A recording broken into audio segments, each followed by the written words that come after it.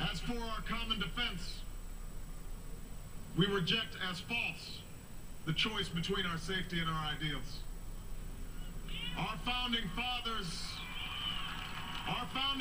faced with perils that we can scarcely imagine, drafted a charter to assure the rule of law and the rights of man, a charter expanded by the blood of generations. Those ideals still light the world, and we will not give them up for expedience sake. And so, to all the other peoples and governments who are watching today, from the grandest capitals to the small village where my father was born, know that America is a friend of each nation and every man, woman, and child who seeks a future of peace and dignity, and we are ready to lead once more.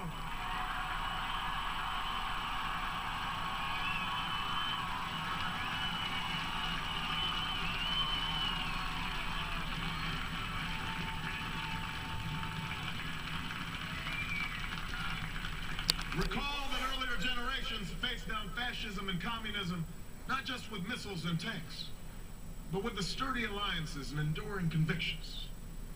They understood that our power alone cannot protect us, nor does it entitle us to do as we please.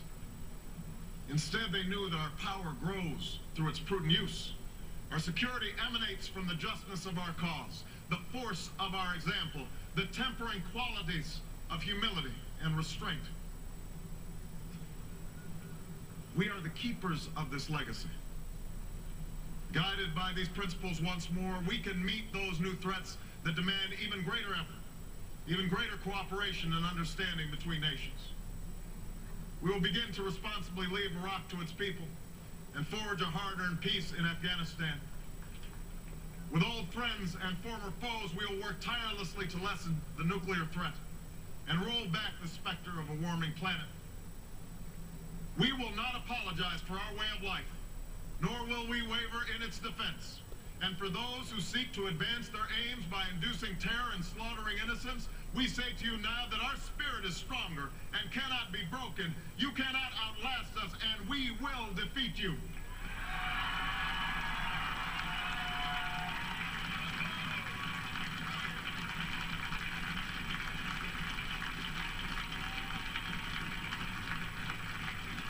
For we know that our patchwork heritage is a strength, not a weakness. We are a nation of Christians and Muslims, Jews and Hindus, and non-believers.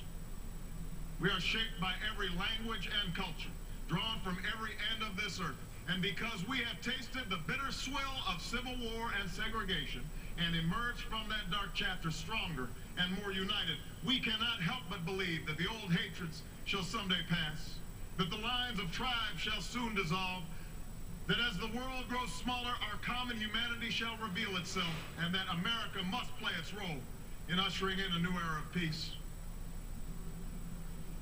To the Muslim world, we seek a new way forward, based on mutual interest and mutual respect. To those leaders around the globe who seek to sow conflict or blame their society's ills on the West, know that your people will judge you on what you can build, not what you destroy. To those who claim to power through corruption and deceit and the silencing of dissent, know that you are on the wrong side of history, but that we will extend a hand if you are willing to unclench your fist. To the people of poor nations, we pledge to work alongside you to make your farms flourish and let clean waters flow, to nourish starved bodies and feed hungry minds. And to those nations like ours that enjoy relative plenty, we say we can no longer afford indifference to the suffering outside our borders, nor can we consume the world's resources without regard to effect. For the world has changed, and we must change with it. As we consider the road that unfolds before us, we will remember with humble gratitude those brave Americans who, at this very hour, patrol far-off deserts and distant mountains. They have something to tell us, just as the fallen heroes who lie in Arlington whisper through the ages.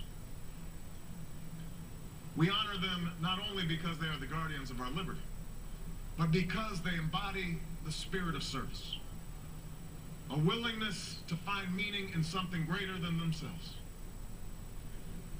And yet, at this moment, a moment that will define a generation, it is precisely this spirit that must inhabit us all. For as much as government can do and must do, it is ultimately the faith and determination of the American people upon which this nation relies. It is the kindness to take in a stranger when the levees break, the selflessness of workers who would rather cut their hours than see a friend lose their job, which sees us through our darkest hours. It is the firefighter's courage to storm a stairway filled with smoke, but also a parent's willingness to nurture a child that finally decides our fate. Our challenges may be new. The instruments with which we meet them may be new. But those values upon which our success depends, honesty and hard work, courage and fair play, tolerance and curiosity, loyalty and patriotism, these things are old. These things are true. They have been the quiet force of progress throughout our history. What is demanded then is a return to these truths. What is required of us now is a new era of responsibility, a recognition on the part of every American that we have duties to ourselves, our nation, and the world. Duties that we do not grudgingly accept, but rather seize gladly, firm in the knowledge that there is nothing